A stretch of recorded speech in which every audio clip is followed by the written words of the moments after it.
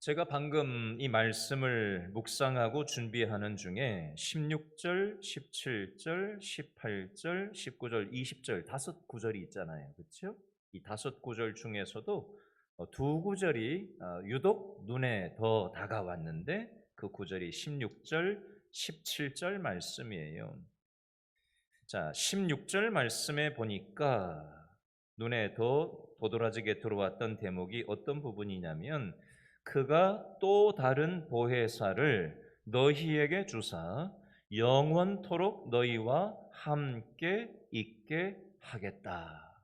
하나님께서 또 다른 보혜사를 우리에게 보내주셔서 영원한 날 동안 우리와 함께 있게 해주시겠다라고 약속하고 계세요. 17절에도 보니까 셋째 줄 끄트머리에 그는 너희와 함께 거하심이요 또 너희 속에 계시겠음이라. 하나님이 우리와 함께 거하시겠대요. 하나님이 우리 속에 계시겠다라는 약속의 말씀이 되겠습니다. 제가 이 말씀을 가만히 생각을 반복적으로 하던 중에 성경 구절이 하나가 딱 떠올랐어요. 그게 마태복음 1장 23절인데요. 이거 외우기 좋아요. 마태복음 1, 2, 3. 마태복음 1장 23절. 뭘까요? 임마누엘이라는 말 많이 들어보셨죠? 임마누엘. 임마누엘 뜻이 뭐예요? 하나님이 저를 따라하시죠. 하나님이 우리와 함께 하신다. 이게 바로 임마누엘의 뜻이에요. 그게 마태복음 1장 23절에 있어요. 이런 말씀은 딱 외워놓으면 좋아요. 이 임마누엘이라고 하는 표현이 마태복음이 예수님께서 이 땅에 오시기 전 700년 전에 이미 예언된 말씀이 바로 임마누엘이에요. 그게 어디 나오냐면 이사야서 7장 14절에 보면 임마누엘 나와요. 앞으로 예수님께서 이 땅에 구원자 예수님이 태어나실 텐데 그분이 바로 임마누엘이다라는 예언의 말씀이 이사야서 7장 14절에 이렇게 기록되어져 있어요. 보라, 처녀가 잉태하여 아들을 낳을 것이요 그 이름은 무엇이라?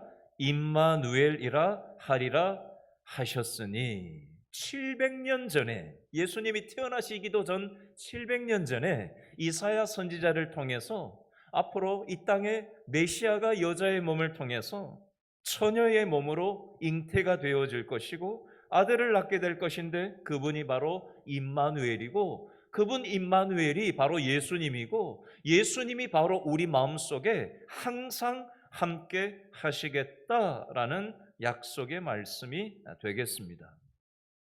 제가 이 부분을 묵상을 하는데 생각나는 게 있었어요. 언젠가 한번 말씀드린 적이 있는데요.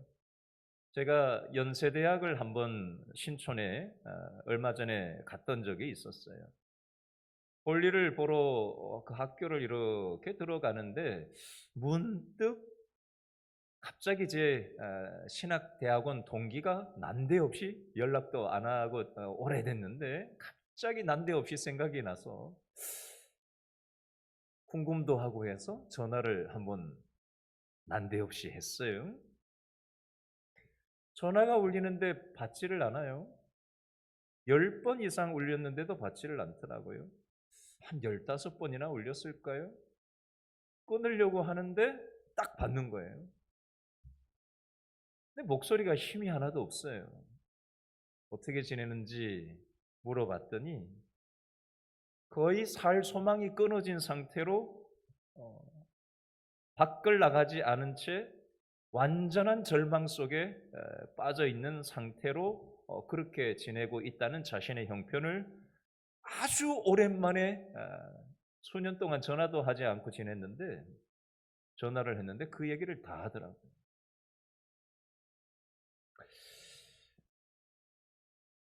한참 얘기를 한 1시간 이상 통화를 하면서 저한테 이런 얘기를 하더라고요.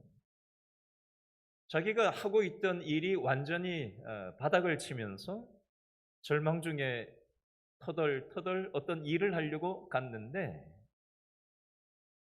자기가 알지도 못하는 어떤 분이 자기를 밥을 사주면서 격려를 해주는 걸 본인이 경험하면서 하나님께서 저 사람을 알지도 못하는 저 사람을 통해서 자신을 위로한다라는 것을 본인이 경험했다라는 얘기를 저한테 나누더라고요. 여러분, 제가 뭐 평상시에 그분하고 연락을 자주 하고 지낸 것도 아닌데 난데없이 생각나서 전화했는데 그분이 완전히 살 소망이 끊어질 상황까지 간 상태였거든요. 전화를 아예 안 받으려고 하다가 어떻게 받았는데 사실 그런 얘기하기 쉽지 않잖아요. 평상시 연락하고 지내던 사이도 아니고. 그러나 누군가의 생각 속에 절망 속에 있던 그 사람이 그 전화 한 통화를 통해서 힘을 얻게 하고 싶으셔서 난데없이 생각나게 하신 게 아닌가 하는 생각을 저는 난데없이 해봤어요. 말씀 준비하다 말고. 여러분, 우리는 하나님을 믿는 사람들이에요. 그러나 우리는 때로 하나님을 등질 때가 있지 않습니까? 우리는 하나님 믿는 사람들이에요. 그런데 우리는 하나님을 떠나 살 때가 있지 않아요? 우리는 하나님을 믿는 사람들이에요. 그러나 정신없이 살다 보니 하나님을 잊어버리고 살 때가 있지 않습니까? 죄에 밥 말아먹고 우리의 인생을 마구잡이로 살고 있지 않습니까?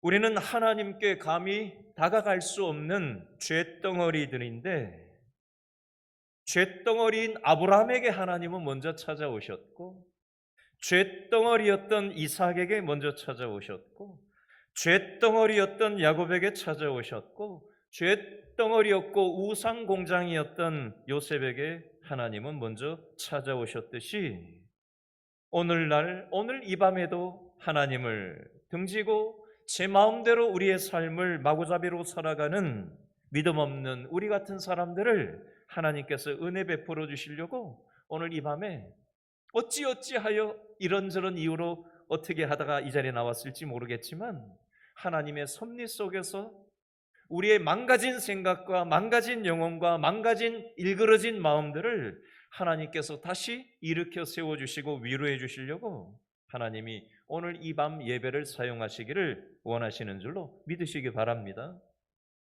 저를 한번 따라 하시겠어요? 우리는 혼자가 아닙니다. 지난 목요일 날 목요전도대 전도지를 들고 제가 요 길동시장 가기 전에 농협 조그마한 사거리 앞에서 전도지를 나눠주고 있었어요. 어떤 여자분이 강아지를 반려견을 데리고 목줄을 해가지고는 이렇게 신호대기에 딱 걸려 서 있는 걸 제가 실례하겠습니다 하고는 이거 한번 읽어보세요. 그렇게 하고는 딱 건넸습니다. 대다수의 사람들이 뭐 본체 만체 뭐 받지 않는 사람이 태반인데 그분은 저를 이렇게 물끄러미 보더니 받더라고요. 그러면서 어떻게 얘기를 나누는 사람이 거의 없거든요. 받는 것도 감사한 일인데 말을 이렇게 하는 경우는 거의 없거든요. 1시간 전도지 돌리는 중에. 어떻게 말을 하게 됐어요? 이분이 경기도 광주에서 사시는 분인데 이 반려견 중성화 수술을 시키려고 뭐 왔다는 얘기를 하더라고요. 그러면서 경기도 광주에 사랑의 교회를 다니고 있다라는 얘기를 제가 그 교회 목사님 아는데요. 제가 그랬죠. 한 3년 다니다가 등록을 하고 지금 그 교회를 다니고 있노라고 얘기를 하시더라고요. 잠깐 신호가 바뀌기 전까지 얘기를 나누고 또 제가 길동시장 코너로 이동해서 또 거기서 전도지 마저 나누고 다시 돌아오다가 또 다시 만나가지고 이번에는 그분이 고개를 한 이만큼 꺾어서 목사님 안녕하세요 저한테 잠깐 얘기했다고 어떻게 또 알아보고 그렇게 인사를 반갑게 하고는 지나쳤어요. 전도대 나가서 전도하다 보면 목사지만 참 외로움을 느낄 때가 있습니다. 잡상인 취급하는 수많은 사람의 틈바구니 속에서 또 교회의 대사회적인 인식이 좋지 않은 요즘 같은 정치 현실 속에서 전도지를 나눈다라는 게 참 만만치가 않습니다.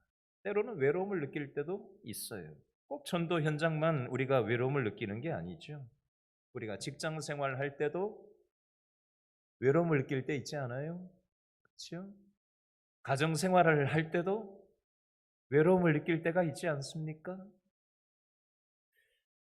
그러나 그런 모든 시간 속에서 하나님은 우리와 여전히 함께하고 계시다라는 사실을 우리는 놓치지 않아야 하는 것입니다.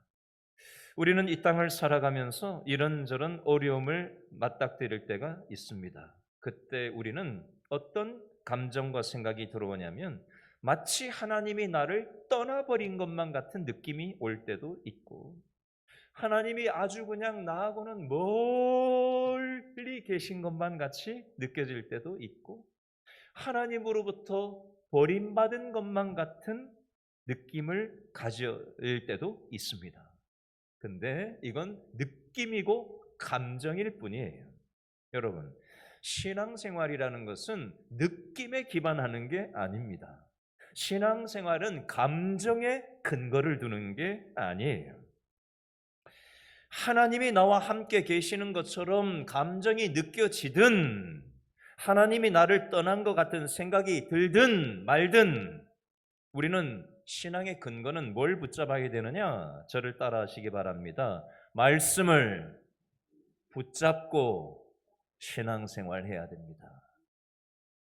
말씀해 보니까 하나님이 우리와 어떻게 하신다? 함께 하신다. 그게 임마누엘이라고 했잖아요. 그렇죠? 마태복음 1장 23절, 마태복음 1, 2, 3, 임마누엘, 하나님이 우리와 함께 하신다. 이 말씀을 붙잡는 신앙이 돼야지 하나님이 안 계신 것 같은 느낌이 들어, 하나님이 멀리 계신 것 같은 생각이 들어 라고 하는 것에 우리의 신앙의 근거를 둬버리면, 그런 감정 오고 그런 불안정한 생각이 올 때마다 우리는 휘둘리고 휘청댈 수밖에 없습니다. 말씀을 딱 붙잡으면 말씀이 우리의 생각을 딱 붙잡고요, 말씀이 우리의 감정을 딱 붙잡습니다. 근데 감정에 기반을 둔 신앙생활을 하면 감정이라는 건 오르락 내리락 하거든요. 그렇죠? 감정의 시소타기를 할 때마다 신앙이 왔다 갔다 하면 되겠어요? 그렇죠? 그러므로 우리는 말씀을 딱 붙잡고 말씀의 근거를 가지고 신앙생활을 해야 되는데, 어떤 말씀을 붙잡아야 되냐? 이사야서 43장 1절, 2절, 3절을 제가 읽어드리겠습니다. 이런 구절은 좀 써놓고 암송을 하시면 좋아요. 타이핑을 쳐놓고 이걸 좀 써붙여놓고 화장실 눈에 딱 보이는 데다 붙여놓고 힘들 때 말씀을 딱 묵상하면 힘이 됩니다. 이사야 43장 1절, 2절, 3절이에요. 야곱아, 너를 창조하신 여호와께서 이제 말씀하시느니라. 이스라엘아, 너를 조성하신 자가 이제 말씀하시느니라. 너는 두려워 말라. 내가 너를 구속하였고 내가 너를 지명하여 불렀나니 너는 내 것이라. 내가 물 가운데로 지날 때에 내가 함께할 것이라. 강을 건널 때에 물이 너를 침몰치 못할 것이며 내가 불 가운데로 행할 때에 타지도 아니할 것이요 불꽃이 너를 사르지도 못하리니 대저 나는 여호와 내 하나님이요 이스라엘의 거룩한 자요 내 구원자임이라. 아멘. 야곱아, 하나님이 말씀하시는 거예요. 이스라엘아, 하나님이 말씀하시는 거예요. 뭐라고 말씀하세요? 두려워하지 말라고 말씀하세요. 왜요? 내가 너를 구속했다. 내가 너를 지명해서 불렀다. 너는 내 것이다.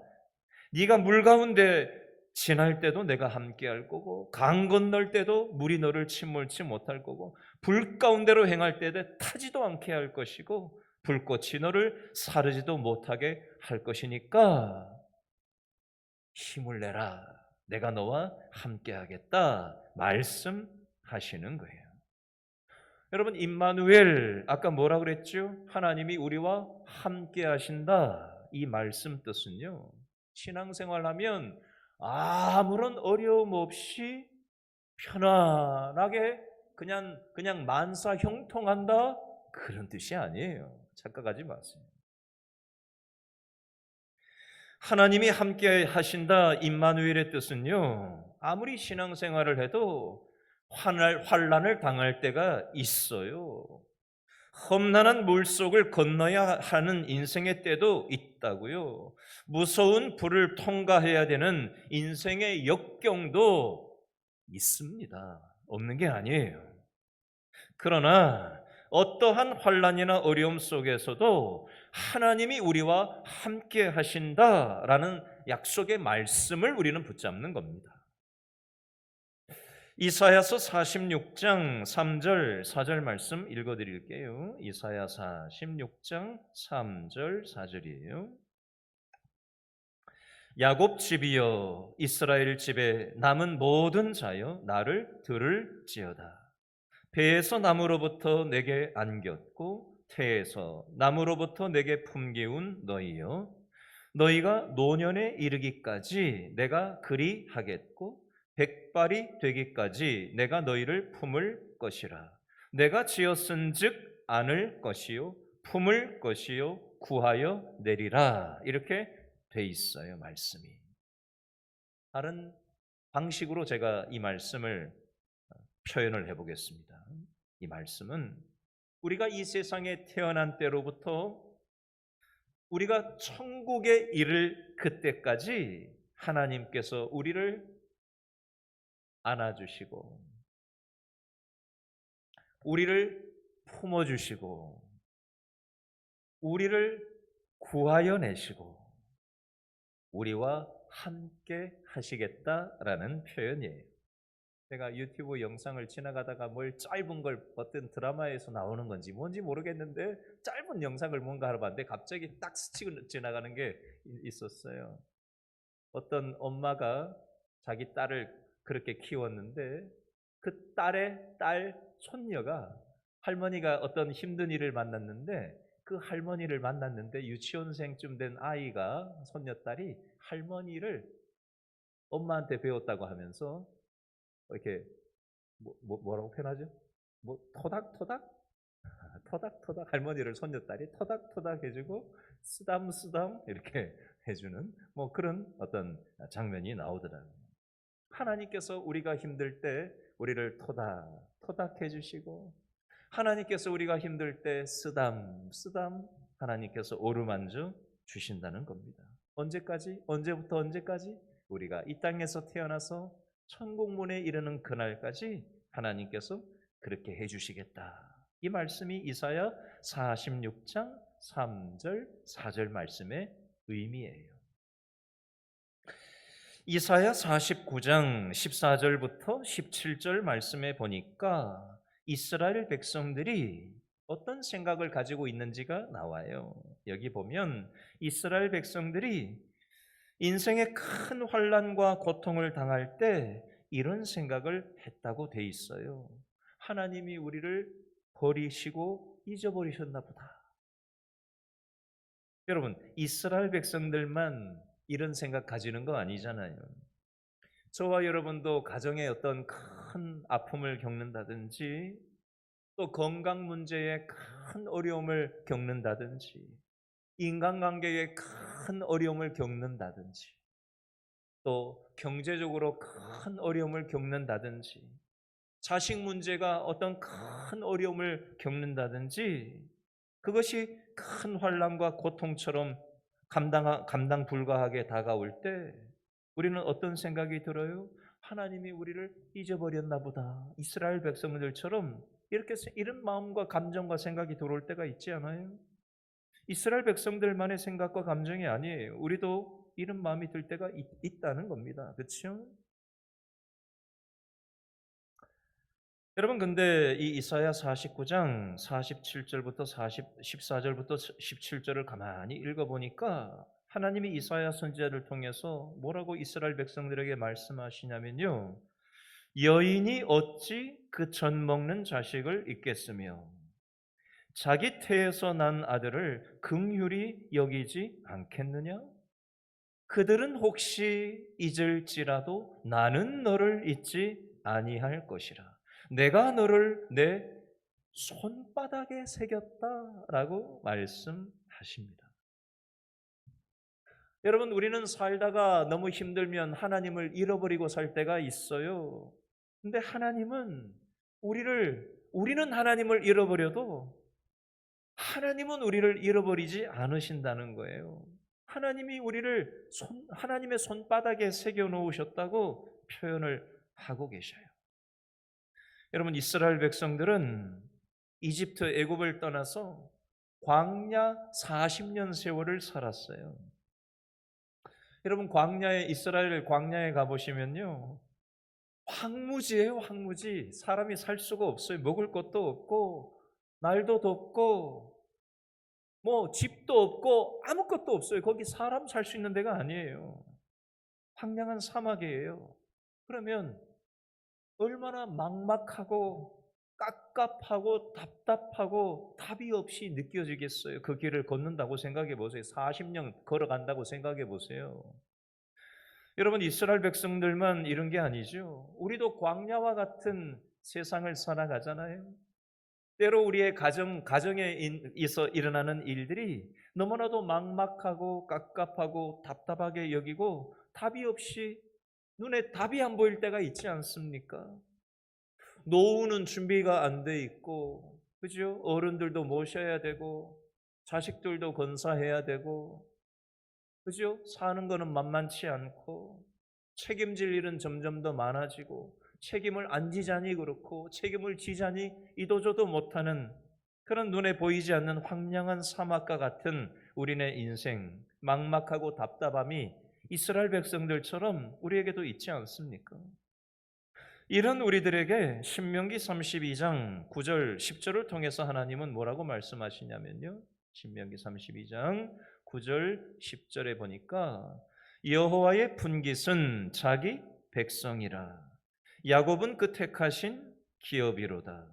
여호와께서 그를 황무지에서 짐승에 부르짖는 광야에서 만나시고 호위하시며 보호하시며 자기 눈동자같이 지키셨도다. 우리 대표기도 할 때 하나님이 눈동자같이 지키신다 하는 표현이 여기 나와요. 자기 눈동자같이 하나님이 지키신다.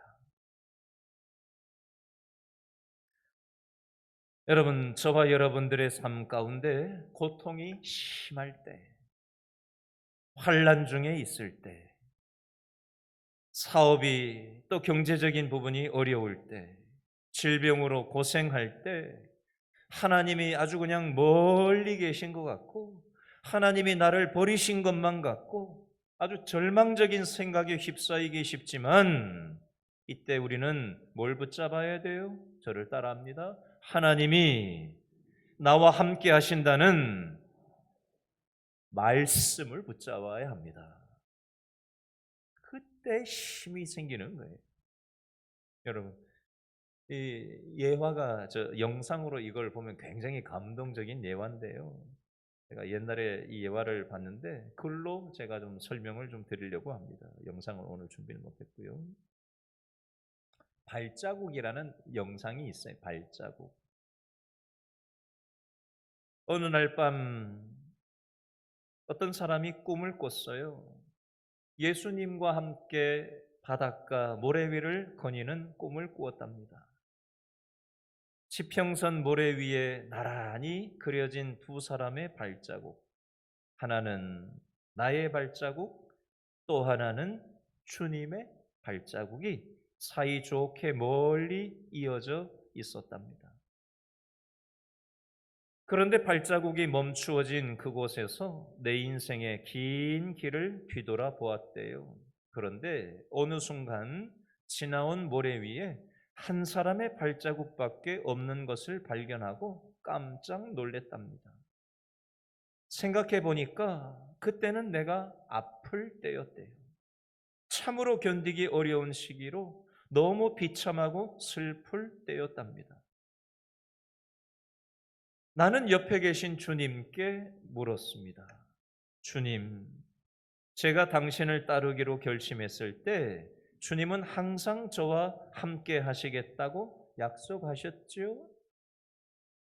그런데 왜 제가 가장 필요로 하셨을 때 주님은 어디에 계셨습니까? 이때 주님께서 조용히 대답하셨어요. 나는 언제나 너를 사랑하였고 한시라도 너의 곁을 떠나지 않았단다. 내가 어려움을 당할 때 나는 결코 너를 떠나지 않았단다. 모래 위에 찍힌 한 사람의 발자국은 너의 발자국이 아니라 나의 발자국이란다. 환난 때에 너를 내 품에 안고서 피곤할 때에 내가 너를 등에 업고 걸어간 나의 발자국이란다. 이런 발자국이라는 이름의 글이 영상이 있어요. 여러분, 내가 힘들 때 나 혼자, 우리는 혼자라고 생각하지만 예수님께서 우리를 안고 업고 걸어오셨다라는 사실을 우리는 생각할 줄 알아야 하는 것입니다. 혹시 요즘 되는 일이 없고 몸도 여기저기 아프고 이런저런 어려움을 당할 때 우리는 뭘 기억해야 돼요? 하나님이 나를 안고 업고 가고 계신다라는 사실을 우리가 붙잡아야 하는 겁니다. 일본의 기독교 소설가로 유명한 세계적인 작가 미우라 아야코라는 분이 있는데요. 이분은 13년 동안 투병 생활을 하셨던 적이 있다고 합니다. 그런데 이 13년의 투병 생활을 이길 수 있었던 가장 큰 요인이 있었는데, 자신이 13년 투병 생활하면서 외롭고 슬프고 답답하고 힘들 때마다 하나님이 나와 함께 계신다라는 뜻인 임마누엘 아멘이라는 이 기도를 항상 외쳤다고 합니다. 때때로 믿음에 의심이 들 때마다 임마누엘 아멘이라고 믿음으로 고백하면 하나님께서 함께 하신다는 믿음이 들어차고 격려가 되고 위로가 되고 큰 힘을 얻곤 했다는 것입니다. 저와 여러분도 이거 한번 따라서 한번 해보시면 좋겠어요. 힘들 때, 외로울 때, 슬플 때, 답답할 때마다 미우라 아야코가 어떻게 했다고요? 저를 한번 따라 하시겠어요? 임마누엘 아멘. 임마누엘이 무슨 뜻이라고요? 하나님이 나와 함께 하신다. 아멘은 무슨 뜻이에요? 그걸 믿습니다. 하나님이 나와 함께 하심을 믿습니다. 이게 아멘이잖아요. 다시 한번 믿음으로 고백합니다. 임마누엘 아멘. 예, 이게 습관이 입에 딱 붙으면 좋겠어요. 힘들 때마다 임마누엘 하나님이 나와 함께 하신다. 아멘.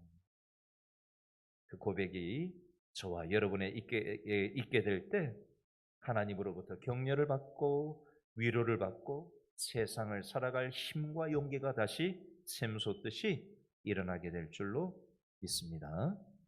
이 시간 아까 불렀던 찬양